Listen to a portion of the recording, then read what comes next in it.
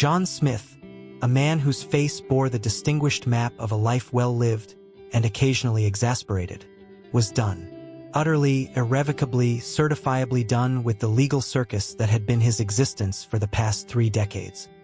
He traded his gavel for gardening gloves, his courtroom for, well, a slightly dilapidated Victorian house in the kind of cookie-cutter suburban development that made him question the very fabric of American individualism. After years of presiding over cases that ranged from corporate espionage to interstate squabbles over pickled beets, Judge John Smith, now just John, thank you very much, craved one thing: tranquility. He envisioned himself tending to a sprawling garden, sipping iced tea on a porch swing, and generally achieving a state of zen-like detachment from the world's woes. What he didn't envision was becoming embroiled in a turf war with a woman whose superpower was weaponizing passive-aggressive neighborhood newsletters. The house, a relic from a bygone era when houses had character instead of just square footage, was a diamond in the rough, or, more accurately, a slightly tarnished silver spoon in a sea of plastic sporks. It boasted a sprawling, if somewhat overgrown, garden that was less manicured lawn and more untamed wilderness. To John, it was a sanctuary. To the Homeowners Association, HOA, it was a declaration of war. His first few days were deceptively idyllic. He spent his time unpacking boxes filled with legal thrillers he'd never had time to read, humming along to classical music, and marveling at the sheer volume of squirrels that called his backyard home. He even managed to strike up a few pleasant conversations with his neighbors, a motley crew of soccer moms, retired accountants, and one gentleman who seemed suspiciously fond of wearing a full suit of armor while mowing his lawn. John wisely decided not to inquire. Then came the missive. It arrived not in a sealed envelope with official-looking letterhead, but as a neon pink flyer shoved haphazardly into his mailbox, emblazoned with the words "Important HOA Notice," in a font size that could be seen from space. John, ever the dutiful citizen, and secretly hoping it was a neighborhood potluck invitation, unfolded the flyer with a sense of cautious optimism. The optimism died a swift and brutal death. The flyer, penned in what appeared to be the blood of 1,000 disgruntled homeowners, detailed a litany of alleged infractions plaguing the community. Overgrown hedges, unsynchronized holiday lights, and the cardinal sin of leaving trash cans out for more than 12 hours were all cited as existential threats to the delicate ecosystem of suburban utopia. Buried amongst the list of petty grievances was a paragraph that made John's eyebrow twitch. It was addressed, albeit indirectly, to him. New residents are reminded that landscaping must adhere to the HOA's strict guidelines.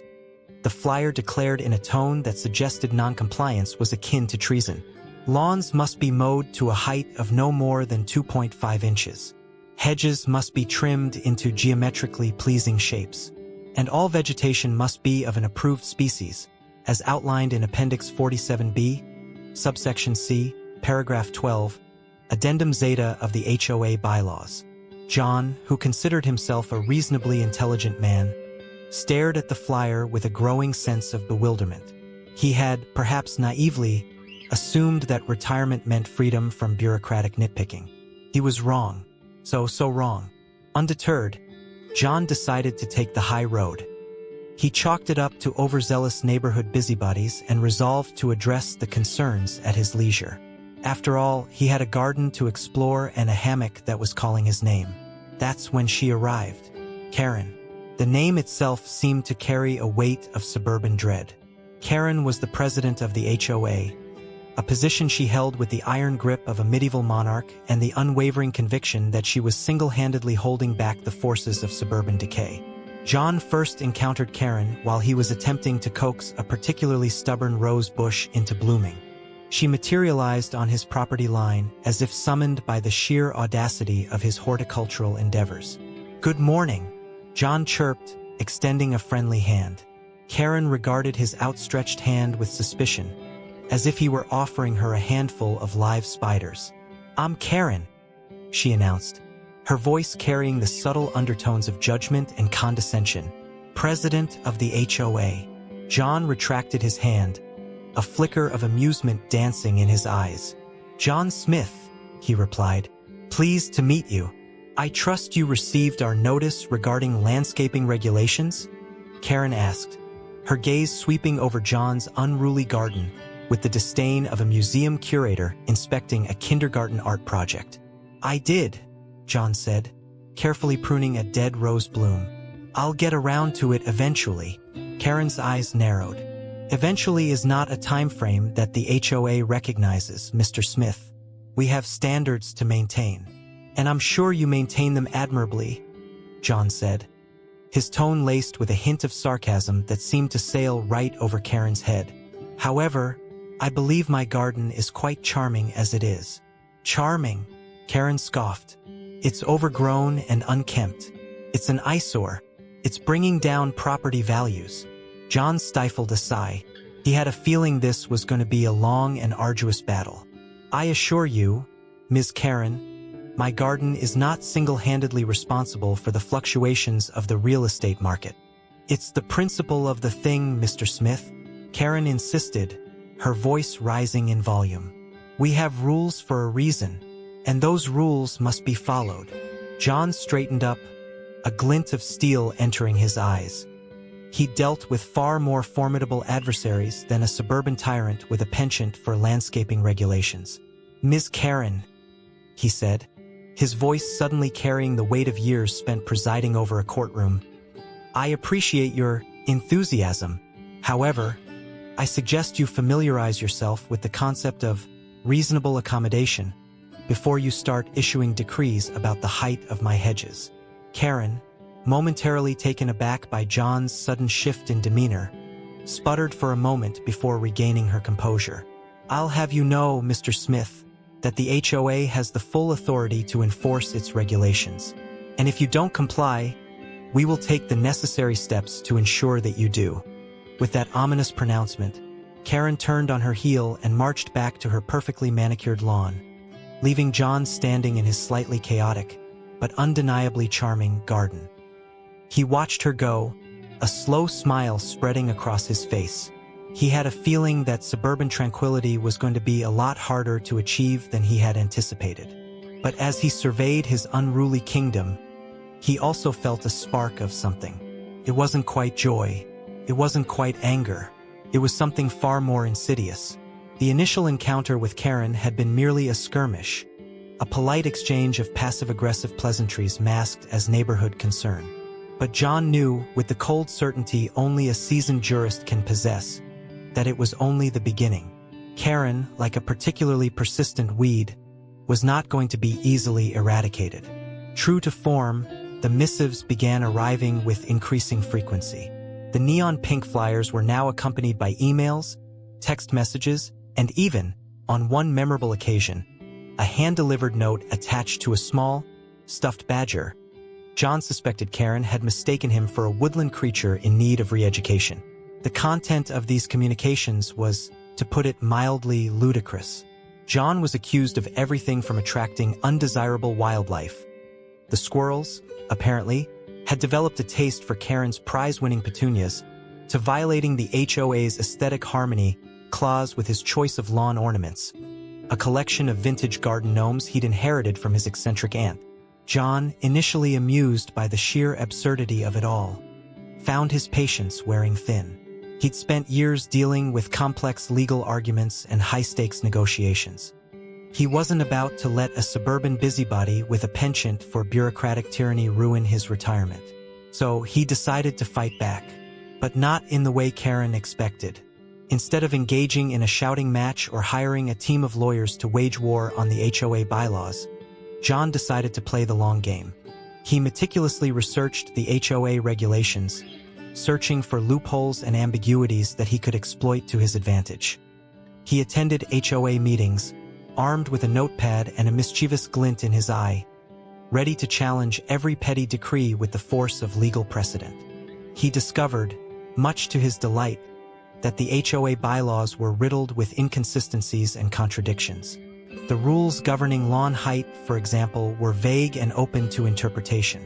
The regulations regarding tree trimming were so convoluted that even a seasoned arborist would need a PhD in deciphering suburban legalese. John began to subtly and hilariously weaponize these ambiguities against Karen. When she complained about the height of his lawn, He presented her with a detailed analysis of the HOA's definition of lawn, arguing that his patch of unruly grass was, in fact, a natural meadow and therefore exempt from the mowing regulations. When she took issue with his collection of garden gnomes, he argued that they were historical artifacts and thus protected under the HOA's Preservation of Community Heritage Clause. He may have embellished the truth slightly. Karen, predictably, was not amused. Her face, already a permanent shade of pursed-lipped indignation, grew increasingly apoplectic with each of John's legalistic maneuvers. "You're deliberately trying to circumvent the rules, Mr. Smith," she shrieked at one particularly contentious HOA meeting, her voice echoing through the sterile community center. "Circumvent," John replied, feigning innocence. "I'm simply exercising my right to interpret the regulations in a way that is most favorable to my property." The other members of the HOA, a collection of mostly elderly and easily intimidated individuals, watched the exchange with a mixture of horror and fascination. Some of them had secretly harbored their own grievances against Karen and her iron-fisted rule, but they were too afraid to speak out. John, however, was their unlikely champion.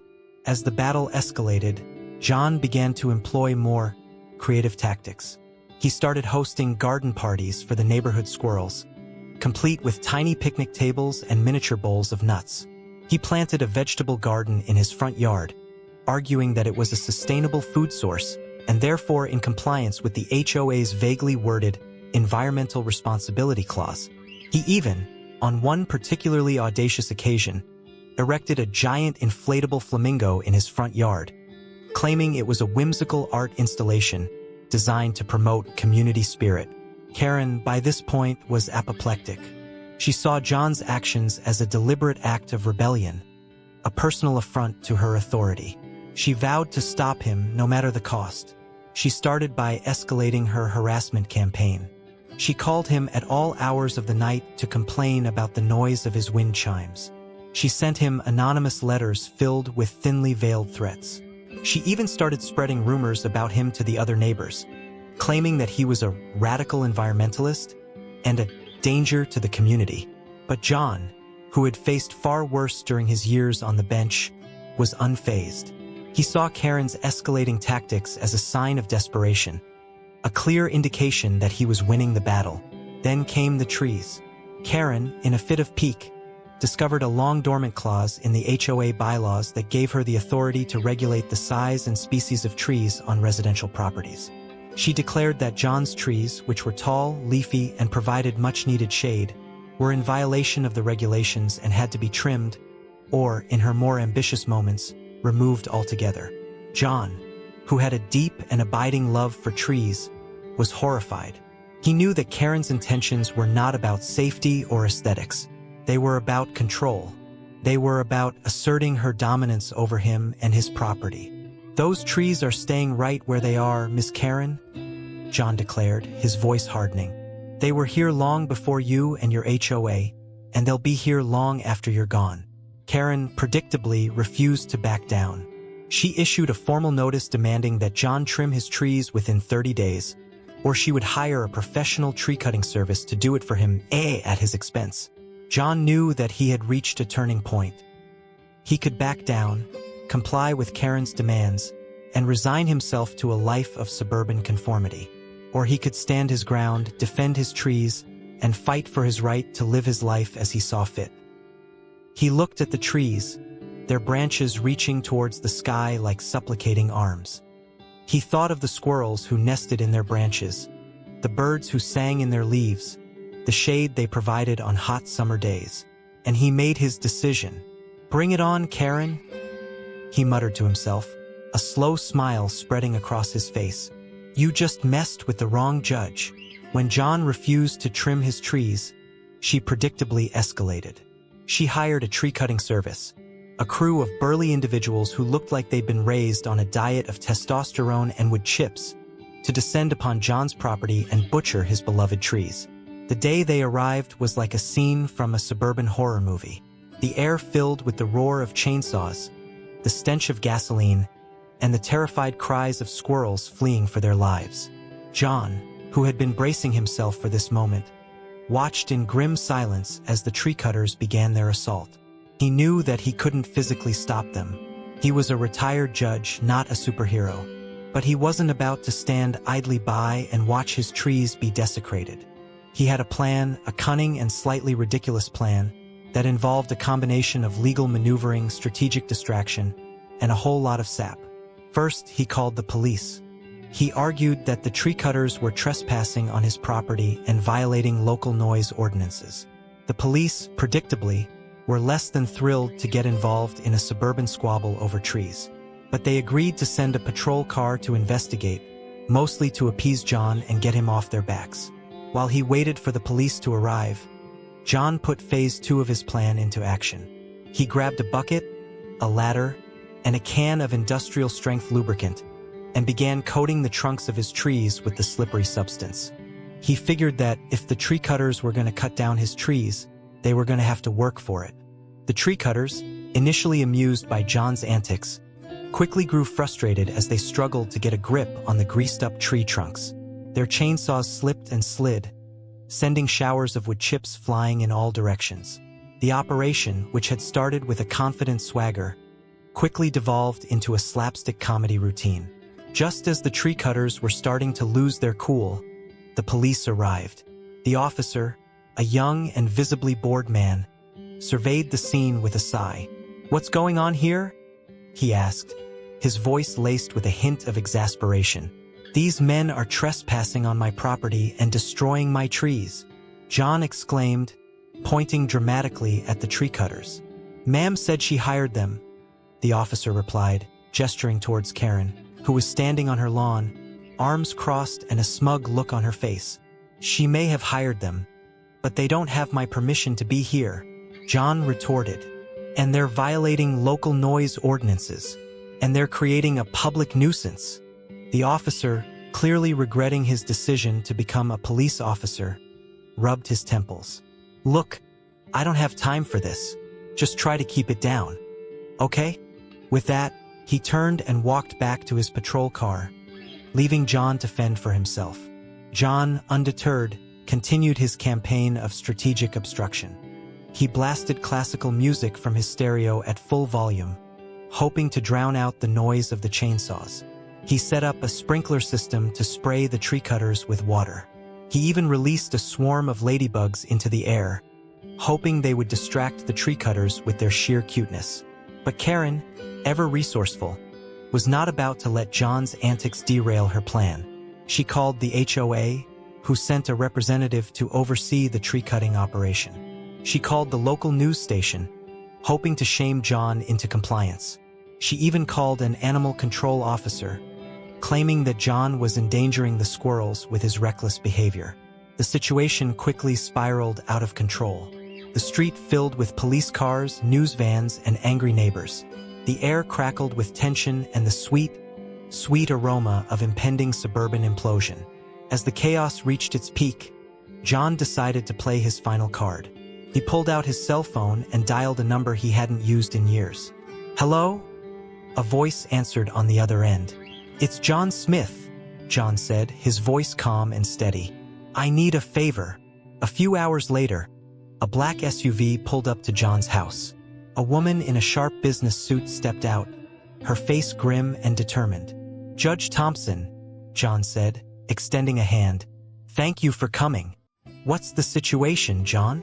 Judge Thompson asked, her eyes scanning the scene with a practiced eye. "It's a long story," John replied. "But basically, this woman is trying to cut down my trees." Judge Thompson's eyes narrowed. "And she's doing this on what legal basis?" John explained the situation to Judge Thompson, outlining the HOA bylaws, the noise ordinances, and the various legal loopholes he had exploited to his advantage. Judge Thompson listened intently, nodding occasionally. When John was finished, she took a deep breath and said, "All right, John, let's see if we can't bring some order to this chaos." She walked over to Karen, who was standing on her lawn, looking smug and self-satisfied. "Excuse me, ma'am," Judge Thompson said, her voice sharp and authoritative. "I understand you're the president of the HOA?" "That's right," Karen replied, puffing out her chest. And I'm here to ensure that these trees are trimmed in accordance with our regulations. Judge Thompson smiled, a chillingly polite smile that sent a shiver down Karen's spine. I see, she said. Well, I'm Judge Thompson, and I'm here to inform you that you are in violation of several federal laws, namely the Migratory Bird Treaty Act, the Endangered Species Act, and the Lacey Act. Karen's face paled. What are you talking about? She stammered. I'm talking about the fact that you are knowingly destroying the habitat of protected species. Judge Thompson replied, her voice rising in volume. I'm talking about the fact that you are illegally disturbing migratory birds. And I'm talking about the fact that you are violating federal regulations regarding the transportation of wood products. Karen was speechless. She had no idea what Judge Thompson was talking about, but she knew that it sounded serious.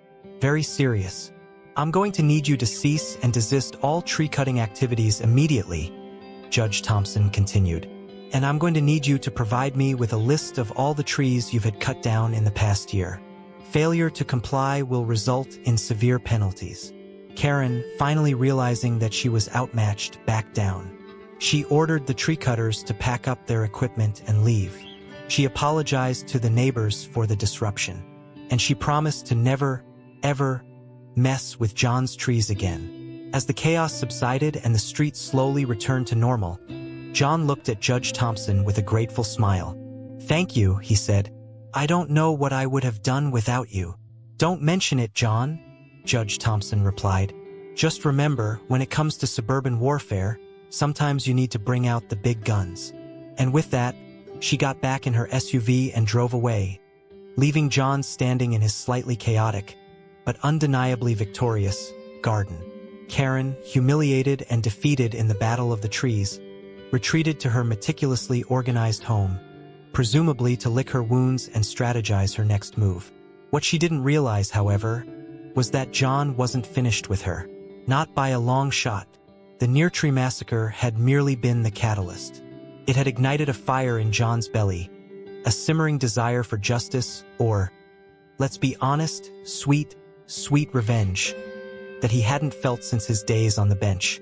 He realized that Karen wasn't just a garden-variety busybody. She was a menace, a tyrannical HOA overlord who had been terrorizing the neighborhood for far too long. And it was time someone put a stop to her reign of terror. But how? He couldn't just physically restrain her and force her to watch reruns of Bob Ross. The joy of painting, until she embraced the beauty of imperfection, tempting as that was. He needed a plan, a legal strategy that would dismantle her power and expose her for the petty tyrant she truly was. And so, John embarked on a quest for evidence. He started by talking to his neighbors, those long-suffering souls who had endured years of Karen's nitpicking and overbearing regulations. At first, they were hesitant to speak, afraid of incurring Karen's wrath. But as John shared his own experiences and assured them of his unwavering support, they began to open up. They told tales of arbitrary fines, frivolous lawsuits, and outright intimidation. They spoke of Karen's obsession with power, her insatiable need to control every aspect of their lives, from the color of their mailboxes to the height of their hedges. John listened intently, taking copious notes and collecting documents that supported their claims. He discovered that Karen had been using HOA funds for personal expenses, like lavish vacations and designer handbags.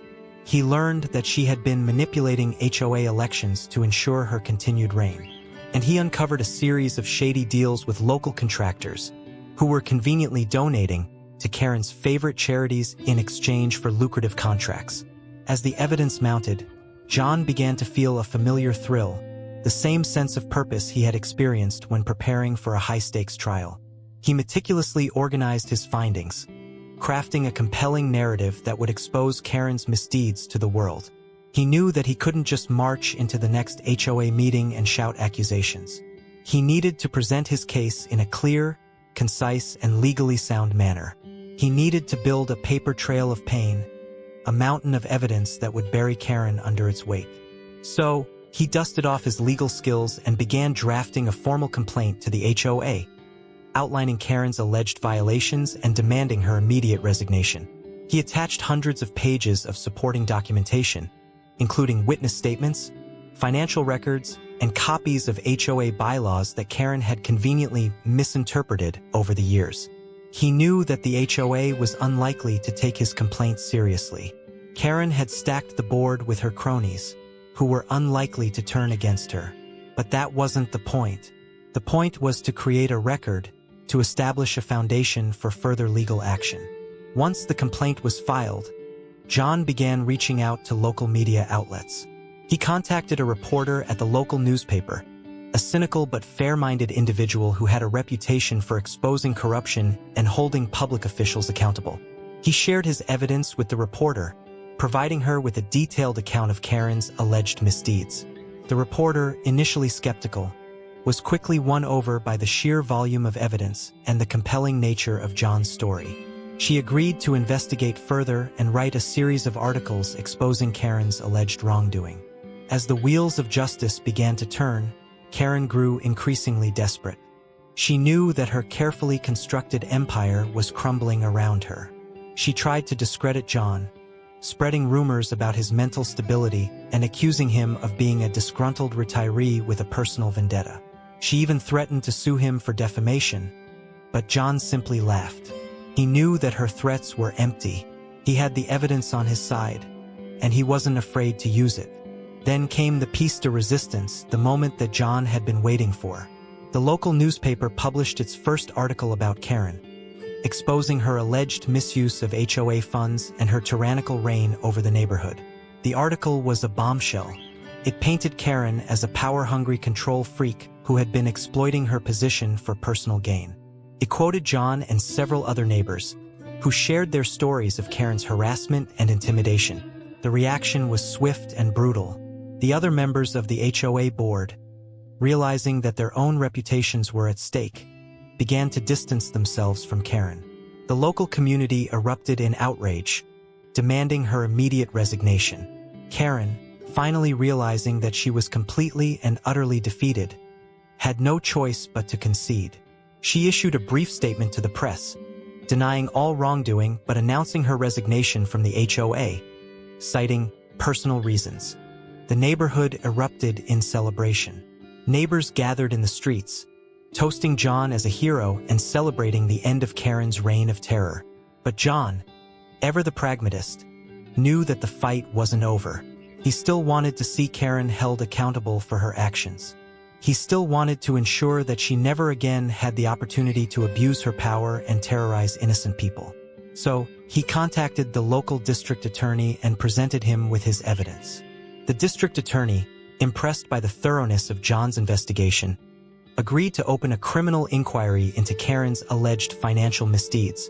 The investigation was swift and decisive. Within a matter of weeks, Karen was indicted on several charges, including embezzlement, fraud, and obstruction of justice. The trial was a spectacle. The courtroom was packed with curious onlookers, eager to witness the downfall of the once powerful HOA president. John testified against Karen, presenting his evidence in a clear and compelling manner. Karen, defending herself, was a shadow of her former self. She was nervous, defensive, and prone to outbursts of anger. She tried to discredit John, but his testimony was too strong, his evidence too overwhelming. The jury deliberated for only a few hours before reaching a verdict. Guilty on all counts. Karen was sentenced to probation, ordered to pay restitution to the HOA, and barred from ever holding a position of authority in a homeowners association again. As Karen was led away in handcuffs, John felt a sense of satisfaction, a quiet sense of justice served. He had taken on a bully, exposed her misdeeds, and brought her to justice. The neighborhood was finally free of Karen's tyranny. And John, finally able to enjoy his retirement in peace, could finally relax and tend to his trees, knowing that he had made the world a little bit better, one legal loophole at a time. With Karen vanquished and the HOA in disarray, life in suburban utopia, or, as John preferred to call it, suburban purgatory, slightly less miserable edition, began to return to a semblance of normalcy. The neon pink flyers disappeared from mailboxes, replaced by invitations to potlucks and notices about neighborhood watch meetings. The incessant barking of Karen's miniature poodle, Chairman Meow, yes, really, was replaced by the cheerful chirping of birds and the gentle hum of lawnmowers, mowed to a regulation-compliant height, of course. John, basking in the glow of his hard-won victory, found himself something of a local celebrity. Neighbors hailed him as a hero, showering him with baked goods, unsolicited gardening advice, and heartfelt expressions of gratitude. He even received a personalized garden gnome, crafted in his likeness, which he promptly placed in a prominent spot in his yard, much to the chagrin of the few remaining Karen loyalists. The HOA, desperate to repair its tarnished reputation, underwent a dramatic makeover. The old guard was ousted, replaced by a diverse and surprisingly competent group of residents who were committed to transparency, fairness, and, most importantly, not being Karen. The new HOA board implemented a series of reforms, including a comprehensive review of the bylaws, a mandatory ethics training program for all board members, and a commitment to open and transparent communication with residents. They even created a neighborhood ombudsman position, a neutral third party responsible for mediating disputes and ensuring that everyone was treated fairly. As for John, he finally had the time and space to pursue his true passions. He spent his days tending to his garden, planting new trees, and cultivating a thriving ecosystem of birds, squirrels, and other woodland creatures. He joined a local book club, where he debated the merits of various legal thrillers and regaled his fellow members with tales of his courtroom adventures. He even started writing his memoirs, a tell-all account of his life on the bench, filled with scandalous anecdotes, insightful observations, and, of course, a detailed account of his epic battle with Karen. He envisioned the book as a cautionary tale, a warning to all would-be tyrants about the dangers of abusing their power and the importance of standing up for what's right, or at least what's legally defensible. But despite all the accolades and newfound peace, John couldn't quite shake the feeling that something was missing. He had defeated Karen, exposed her misdeeds, and brought her to justice, but he hadn't truly forgiven her. He realized that holding on to anger and resentment was like drinking poison and expecting the other person to die. It was only hurting himself, preventing him from fully embracing the peace and happiness he had worked so hard to achieve. So he decided to reach out to Karen. He tracked her down to a small apartment on the other side of town, where she was living a quiet and isolated life. He knocked on her door, bracing himself for a confrontation. Karen opened the door, her face etched with lines of weariness and regret. She looked nothing like the formidable HOA president he had once known. "John," she said, her voice barely a whisper. "What do you want?" "I just wanted to talk," John replied. "I wanted to tell you that I forgive you." Karen stared at him in disbelief. "You forgive me? After everything I did to you?" "Yes," John said. "I forgive you. I realized that holding on to anger was only hurting me, and I don't want to live my life that way anymore." Karen's eyes filled with tears. "Thank you," she said. "That means a lot to me." John and Karen talked for a long time, sharing their stories and finding common ground. They discovered that they had more in common than they had ever realized. They were both lonely, both searching for meaning and purpose in their lives. In the end, they formed an unlikely friendship. They started meeting for coffee, discussing books, and even volunteering together at a local animal shelter. John realized that Karen wasn't a monster, just a flawed human being who had made some bad choices. He learned that she had been driven by insecurity and a deep-seated need for control. He understood that her actions had been motivated by fear, not malice. And Karen, in turn, learned to let go of her need for control and embrace the beauty of imperfection. She started attending gardening classes, where she discovered a newfound appreciation for the natural world. She even started volunteering at a local community garden, helping to grow food for the less fortunate. As for the neighborhood, it became a shining example of suburban harmony. The residents learned to respect each other's differences, to compromise, and to work together to create a thriving and inclusive community. The HOA, under its new leadership, became a model for other homeowners associations across the country. They implemented innovative programs to promote sustainability, community engagement, and social responsibility. They even created a Karen Award, given annually to the resident who best embodies the spirit of community service and neighborly kindness. And John, the unlikely hero of suburban utopia, lived happily ever after, tending to his garden, writing his memoirs, and enjoying the company of his friends and neighbors. He learned that revenge, while sometimes satisfying in the short term, is never as fulfilling as forgiveness. He also learned that even the most tyrannical HOA president can be redeemed, and that even the most chaotic garden can be transformed into a paradise. And as he sat on his porch swing, sipping iced tea and watching the squirrels scamper through his trees, he couldn't help but smile. He had found peace, he had found happiness, and he had finally found his place in the world.